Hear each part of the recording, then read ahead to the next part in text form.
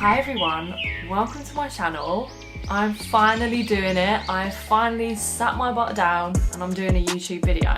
And this has been a long time coming because I've been tweeting up saying I'm gonna do this and it just feels like the right time now and I've got a lot to say. Now, this channel is probably gonna be a mixture of things. It's probably gonna be a lot about books because I work in the publishing industry. I spend my whole life around books. It makes sense for me to talk about books. But I'll probably mix in a little bit of stuff about my life and a little bit of stuff about what I'm just doing in the world. But today, I'm gonna be talking about why I would die for the Greek mythology girlies. If you've seen me on the Twitter timelines, yeah, if you see me showing up in your feed, you will know that I love a Greek mythology moment. I fucking love it. So I thought I'd take you through today a couple of my favourite reads from the past couple of years, and I've honestly wasn't hard for me to find a lot because it's kind of all I'm reading at the moment. And then I also introduce you to some of the ones that are coming, which I think are really exciting, and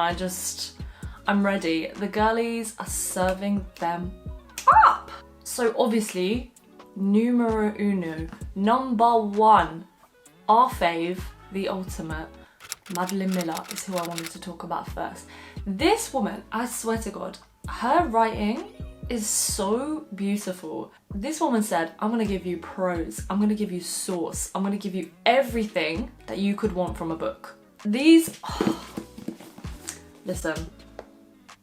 Obviously, the Song of Achilles was a huge TikTok sensation for good reason. This is the one I read first. I don't really know why. I think it might have been because it was shiny and I was like, yeah, that cover, it's beautiful. It's the story of Circe, who is the daughter of Helios, the god of sun. She doesn't have these sort of powers, well, she doesn't have any like intrinsic, you know, blasting up a building kind of powers, but she's a witch. Basically, her and her siblings are witches, and the way her life progresses and you see how all these other gods come up in it, and she ends up meeting Odysseus and all these kind of big mythology players, and the way she handles situations, she's like a fierce woman, she's a fierce mom, and she's just, I love this girl. Like, she's really fighting for her life every day though. Madeline, thank you. That's all I have to say, thank you. But then, you know, Circe, I was like, oh, this is good. This is really pulling me in. Like, I want to read these books more and more. And that wasn't the first Greek mythology book I read. It wasn't the first mythology book I read, but it was probably the first one where I was like, oh wow, you're really bringing a whole new personality, modernity, like feminism, girl boss, the heck, no girl boss. But she was bringing a lot into it, which I had never really experienced before in those books. But it was this. Yeah, so just take a minute. Just take a fucking minute. Just take a minute. I'm addressing this to Madeline. You knew what you were doing with this. I just bet the whole time you were writing it, you were like, I'm sick. And if you weren't, you should have been. I follow on Twitter this Song of Achilles bot. If you don't follow it, you should follow it. They tweet a line from the book every day. How can your singular lines be so beautiful? Yeah, unbelievable. If I publish something like this, you can never chat to me again. I would be so irritating. I would literally be going around like, well, actually, I published this. You could never talk to me again. But the Song of Achilles, I mean, it's so incredible because it's a story we all know so well. Circe was obviously a story that none of us really know. Song of Achilles, we all know about Achilles. You know, we all know he's been off to Troy, ///, bang, bang, bang, heel gets cut, dead, you know. In summary. But the longing in this book. So if you don't know the story and if you haven't read this, I'm not going to give away too much, but it's basically Achilles and Patroclus, who are like famously friends. It's their story, and the longing. Oh, after I read this book, I was honestly about to go out and be like to my boyfriend, you're gonna have to start wearing a toga, you're gonna have to start putting on some Jesus sandals because hot as anything. And like the relationship between them two, and it's just all kind of quite like, you know, it's like subtle sexy. I'm obvious, I'm in your face. Subtle and beautiful. And even though you know what's coming, like most people would know what's coming in the story, it still rips your heart out. Rips it out, scrumples it up, and dashes it on the floor. I need to read you the final line, but this final line is probably one of the most beautiful like ending sentences of a book I have ever read. In the darkness, two shadows reaching through the hopeless heavy dusk, their hands meet and light spills in a flood like 100 golden urns pouring out the sun. I'm gonna have to read it again. I'm getting gassed. Another very exciting thing about Madeline Miller, she's only gonna write another book. We've got another book on the way. The best part of all, she did a photo on Instagram and I almost passed out. She is rewriting the story of Persephone. I don't know if that's how you say the name. Persephone? It doesn't sound very beautiful when I say it. Persephone. Persephone. Yeah, it's not hitting. We're gonna say Persephone. Persephone. We're going Persephone. Persephone. She's writing the story of Persephone. And if you guys don't know the story of Persephone, it's gonna be beautiful. You just know there's so much in the mythology story. Basically, Persephone is the daughter. You know I love Greeks when I can just spill out the stories like that. I'm going. No one can stop me. The story of Persephone, she's the daughter of Demeter and Zeus. She's very beautiful, as you can imagine. She's a goddess, rah rah. She is walking around one day, you know, doing her own thing, when obviously a man comes to disturb her life, because men love to do that. Hades comes trotting in on his, like, you know, chariot of death, and he's like, you're coming with me. It's very like, get in my van, but, you know, probably 5 million times more terrifying because it's the god of death. Persephone gets kidnapped by Hades, and her mother, Demeter, who is like the goddess of agriculture and fertility, she is like devastated. She's going around proper bereft, and because of that, she like neglects her duties as a goddess, and the earth becomes barren, and people are dying of famine and everything. And then Zeus is like, I need to step in here, this isn't cool. So he calls up Hermes. Hermes is like, what's good? And he's like, Hermes, you're gonna need to go and fetch Persephone because Demeter she's not good. She's crying, grant me a river. That's actually the recorded conversation of what happened. And then Hermes went and fetches her, brings her back, and Demeter is happy again and the world is fruitful again, and you know, fruits are growing from the trees. But when Persephone was in the underworld, she ate a pomegranate seed. I love pomegranate as well, but it's not worth this. A pomegranate is not worth this. She is now connected to the underworld, so she always has to go back there. So like, this is how they say seasons come, because when Persephone has to go back to the underworld, Demeter's sad, earth barren, winter, I guess. Yeah, we'll go with that. And then when she comes back, spring, happy, let's just go back again. That's the story. But you know that Miss Madeline is gonna bring so much sauce, so much juice to that. I honestly really hope she makes Hades hot. That will make it for me. Okay, now I've spoken way too long about Madeline Miller. We're just gonna kind of breeze through some of the rest. Probably like number 2, but he does it in non-fiction. Who loves a myth? Stephen Fry. He's very good at writing about this. And I've read Mythos, and I have bought Heroes, which I've heard is like very good. I'm waiting to read that.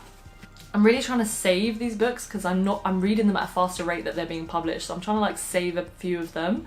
But Stephen Fry is banging. He's got Heroes, Mythos, and another one, Troy. So I need to read Heroes and Troy, so I'm gonna get on that, but he is brilliant. He does it in a very entertaining and fun way, and he also makes it quite concise, like what the actual key stories are, and he just makes it really accessible. He makes the myths accessible, and I appreciate him for that. I think he's actually the person, that got me into it, you know, because yeah, I read Mythos and I was like, wow, stunning. The other ones I've read, Ariadne. Why is that? Oh, it's a proof, you know. I was like, why is the title? So those of you who don't know, proofs are early releases of a book before it's published. I work in publishing, so I get quite a lot. Also, because my company literally publishes this book, so. And I'm so happy about it because Jennifer Sane, she's gonna be the next Madeline Miller. I have to admit, this book, Ariadne, is beautiful. Beautiful and so fun, so engaging. Like a really gorgeous story. Yeah, I have to admit, this is probably one of my faves. And you can get that in paperback now. But this one is coming out April this year. Oh, it's gorgeous. And I actually don't know the story of Elektra, so I'm really interested in this one. But if Ariadne is anything to go by, she's taking one for the team. She's given it to us mythology buddies. Next up, I wanted to give an honourable mention to the Leviathan, which is a mythology story. It's not Greek, but it's fascinating, and this is not the type of book that I would read or I would like pick up necessarily. It's quite creepy. At times I didn't quite get it, but like I think it's because it's more subtle. She's more blending mythology and magic with the ordinary everyday, but it's historical as well. It's probably like magical historical. Now, the wolf den isn't mythology, but it's set in Pompeii, so it's like, it's done in the time where they believed in the gods, so they're mentioned quite a bit, like Venus is mentioned quite a bit, and so it's set in that world, but the ordinary people in that world. It's set in Pompeii, and you can walk around the city, and one of the like most incredible places that really just like takes you back in time is the brothel, because they have all up on the walls, they have these mosaics. Yeah. The tile patterny art stuff. I want to say it's mosaics, I'm pretty sure it's mosaics. They have mosaics of like people doing the business. They have mosaics of people like... And it's based on the women who were prostitutes in the brothel. It's based around this lead character called Amara and how she's trying to get out of poverty and get out of the brothel basically. And it's so well done, and the women that make up this brothel are so interesting, and she honestly brings this like historical moment just back to life, and there's nothing I love more than that. So The House with the Golden Door is the next book, and that's coming out in May this year, I think. But this is this is a corker. So if I haven't conveyed enough how much I love mythology, and not just Greek, like everywhere, I just find it so interesting. It's like this blend of like humanity and history that you don't really get from anything else. If I haven't made it clear enough, I thought I'd make it clear now. So I published this, which is Bolu Babalola's Love and Colour, and girls, it's mythology rewritten. I mean, Bolu has obviously brought her own like ideas and flavour and sauce and everything to it, as she does. But the thing I love the most about this book, and I know I'm biased, I did publish it, is that it takes the focus away. There's so much focus at the moment on Greek mythology books, and don't get me wrong, I love the Greeks. And also I think keep them coming. I ain't gonna ever tell you not to, because I love them. But also I think there's just so many other countries that have mythologies and stories that don't really hit the mainstream or publishing don't really engage with, and I think that's a mistake because some of them are extra spicy. And this is obviously a collection of a few, but there's so many more than this when we were doing some of the research. And you know, there's some beautiful ones from Nigeria in here, Ghana, there's some beautiful ones from, listen, let me not forget my own book. Yeah, there's some beautiful stories in here from Persia, Ghana, Nigeria, Egypt, China, there's a story. There's also, I think, a Greek one in here. But yeah, there's so many like rich cultures around the world that people are writing from. And tip, I want more of them, please. So then, finalmente, Duolingo, I'm doing up Spanish learning, can you tell? Finally, I just thought I'd say the ones that I'm literally about to read. I think next up I'll probably read Heroes, Stephen Fry. Then I'm probably gonna read, oh my god.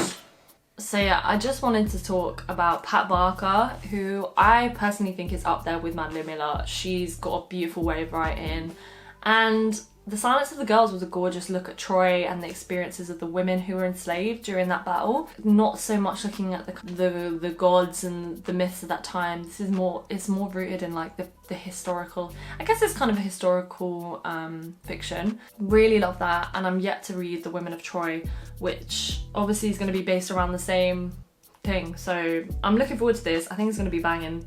But again, I'm saving it. And then the last one I'm yet to read is 1,000 Ships, which again is the women of the Trojan War. I'm interested, I hope it's brilliant, but also maybe the Trojan War is starting to get a little bit overdone.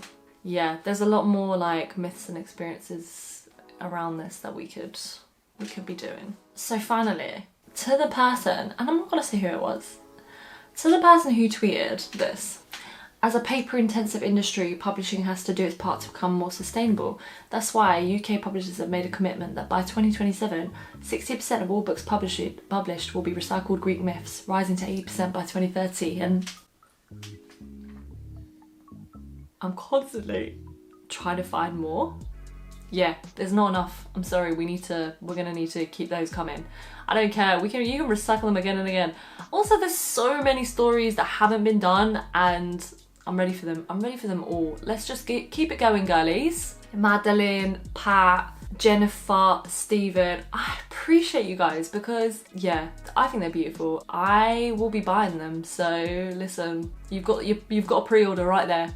Anyway, that is my run through of the mythology books that I've been reading, going to read, that I love. Let me know what you think of them yourself. Are there any that you have read and you didn't rate that much? Are there any you would disagree with me on, you think are dead? If you disagree with me on the Song of Achilles, we're gonna fight. I'm not gonna lie. But let me know in the comments what you think.